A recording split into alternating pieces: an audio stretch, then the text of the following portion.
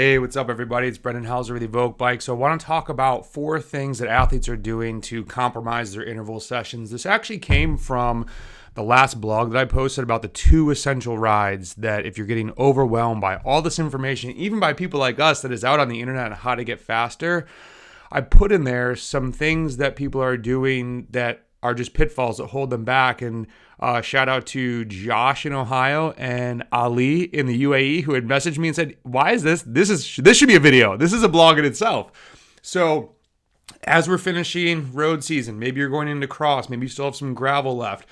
These you can apply. Otherwise, just bookmark this, think of this for later, and I'll leave you with some thoughts for base season also. So number 1 is overcomplicating intervals. And while I do think kitchen sink rides and rides that mix things like some over-unders with sprints at the end, or maybe you're doing some 30-30s into threshold, very race-specific workouts that are for us amateurs that only race maybe 20 to 30 times a year, those are great.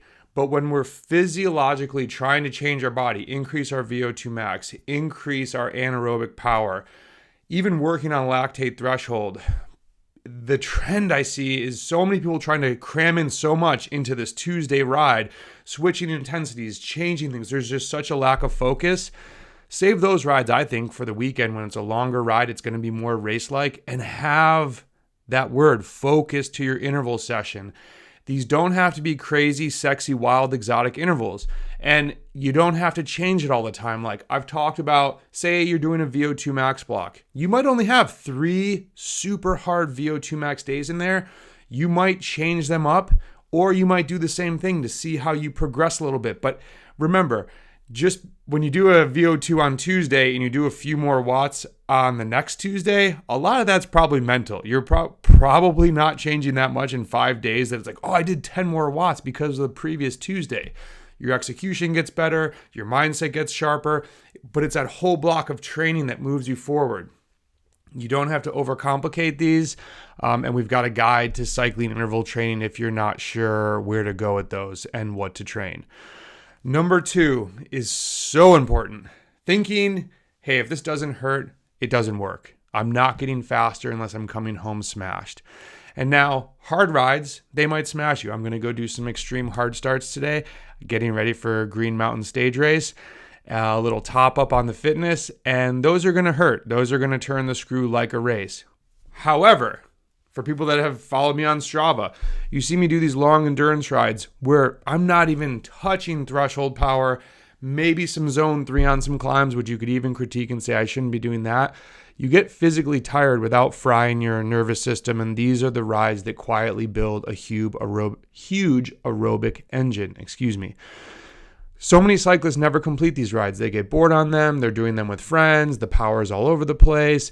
You want to be able to empty the tank, but not in a thrashed way like the intervals I'm going to do today. Not like an actual bike race. You get tired, but you're never going over tempo. This builds the huge aerobic endurance engine for an endurance sport like cycling. Even short 1-minute efforts have an aerobic component, so this is important, and you will get so much faster.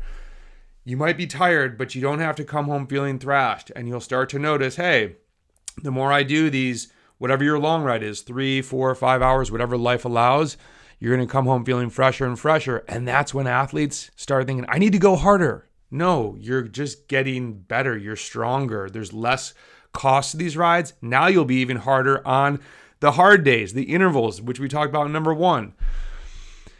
These 2 run into number 3, losing sight of the big picture.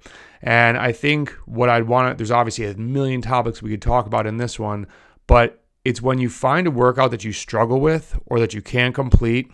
There's many times in a season where as competitive cyclists and just people in general, this feels like a failure.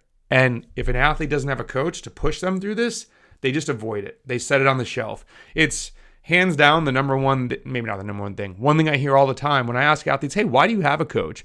I'm not going to do the things I know that I need to do. It's hard to push yourself to do the VO2 when you're a little bit boxed and you know that's the workout that's going to move the needle. Like, I shouldn't say it that way because there's not just one magic workout, but it's the one that really stresses the system that helps to make a lot of gains. if you're not failing at times, you're probably not trying hard enough. You're not training hard enough. This holds true in and out of cycling, right? We need to push ourselves as human beings. So find these times of finding what feels like failure and say, hey, this is an area that I could really target. Whether you do it then or you come back and maybe you wait till you're training limiters in the off season before base seasons we talked about last week. One bad workout does not define your season. Finding these bad things is a good thing. So we're not all naturally going to be good at every aspect of cycling. Don't ignore the weak spots and don't lose sight of the big picture of your overall goals as a cyclist. And then the last one, you're going to be, wait a minute, we're talking about high intensity. How is number 4 too much high intensity? This one we hear all over the internet, right? It's many riders that just ride too hard too often, but I want to highlight it because it's still a thing. And I joked with an athlete, actually no, this was a teammate who I won't call out, and we were talking about lactate testing and threshold, and he said, well, the funniest thing was my closest friend realized that he had to ride easier in endurance, and he had that knowledge, but then we still just went out and smashed. And it's like when you're with your friends, it's fun to go hard and it's fun to rip for KOMs and do all of that. But the group rides feel really satisfying, but a lot of times they don't stress the right system to improve our performance. It's just kind of getting chronic fatigue. And I'm not saying group rides are bad. There's definitely a time and place for them. I love a good solid group ride. I mean, I want to go home. It's not really home. I want to go back to Rochester, New York to do the latte ride before fall is over because I just love the camaraderie of that group of people. Too much high intensity. I want to leave us with this one because we need the solid base of aerobic endurance miles. We need to then get the intensity dose at the right time for the right events as we go into next season. So that this note is really for those people who are winding down their season. Maybe you've got GMSR and gravel nats, and then you're going to work on your limiters, and then it's base.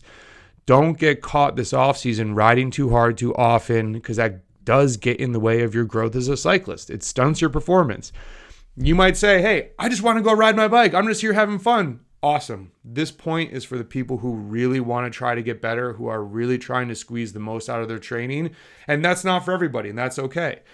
I'll leave it at that as we're coming up on 10 minutes. Oh, I forgot to mention, should have mentioned this earlier in the video. People saw an ad that Real Mushrooms ran of me on the bike. I use their cordyceps and reishi. I've been using it for a decade. There are supplements out there that have cordyceps as a buzzword. If you're going to take cordyceps for the aerobic gains as an athlete, make sure you understand what you're taking. There is BS mushroom supplements out there that are total trash.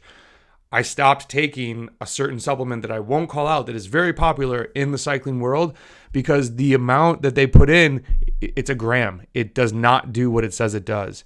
Real Mushrooms, I don't know if this will come out by the time their birthday sale is over, but you can use EVOQ bike as a code. I buy the mushrooms. I wish that I got them for free. I don't, but I have found such a benefit for threshold and VO2 max training that if you can get in on their sale, go do it or use the code. And then I'll put the link to the blog here about the 2 essential rides if you're a newer cyclist that you need to get faster. Long endurance ride, high intensity intervals. We talk about cardiac drift and muscle fiber types and when should you finish the intervals and a few final coaching thoughts. And then, last 2 things, I guess, podcast. Where have the pro interviews been? I've been racing. I've been dealing with an injury that is coming to an end, I believe. I mean, it's not. I got some not great news about my hip, and I'll share that in a future video. We'll still be able to train and race for an unforeseen future time, but we'll save that for another time. I owe it to people who have been on this journey with me of trying to get back from an injury for a really long time. And I appreciate all the thoughts and concerns. And when I've posted things, it's been such a runaround. I feel like I'm better. And then it gets worse. And now we realize it's not my back or my glutes. It's actually in my hip. So hip socket, not doing so hot, but once I go to get a second opinion at another doctor in Charlotte in the middle of September and have the exact, hopefully final treatment plan moving forward, I'll give you guys a heads up because I owe it to you and appreciate all the thoughts and well wishes along the way. So with that, good luck with your training and racing. Perfect. Under 10 minutes. Last plug for EVOQ. If you need a training plan, especially for base season, indoor training, whatever, check out our training plans. They are They're the best. I've seen almost every coach is out there because of the power file analysis that we used to do. Plug hard. We put a ton of time into these, and I know it will make you faster. Good luck. See you guys.